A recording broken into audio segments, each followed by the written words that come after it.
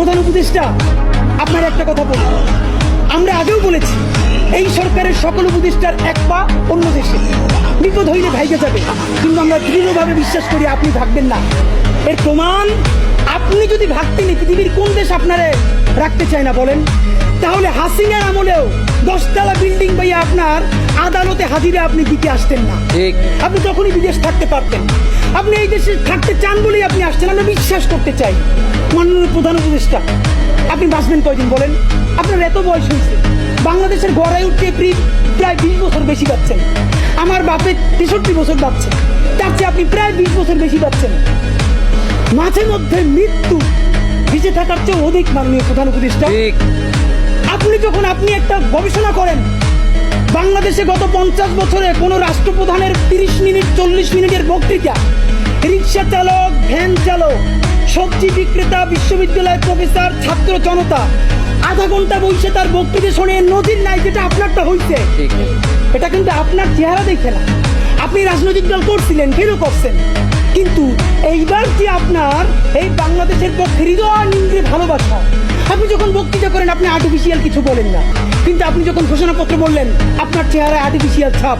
ইদানিং আপনি স্ক্রিপ্ট দেখে দেখে বক্তৃতা করেন, এগুলো আমরা চাই না মাননীয় প্রধান উপদেষ্টা। আপনার অন্তরে যা আছে, আপনারা যে বাধ্য করে তার কথা বলে দেন না।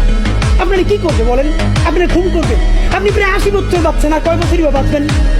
আপনি কি খাবেন, কি বাঁচবেন? আপনি বরং যদি আপনার আর্মি মেরে ফেলে, আপনার যদি ভারতীয় আধিপত্যবাদ গুলি করে, আপনাকে যদি হত্যা করা হয়, কিন্তু সেই রক্তের বিনিময়ে যদি আপনি শহীদদের রক্তের বিনিময়ে নতুন বাংলাদেশ গড়ে যেতে পারেন, আগামী 1000 বছর বাংলাদেশের মানুষ নামাজে প্রার্থনায় আপনার জন্য শুধু দোয়া করবে।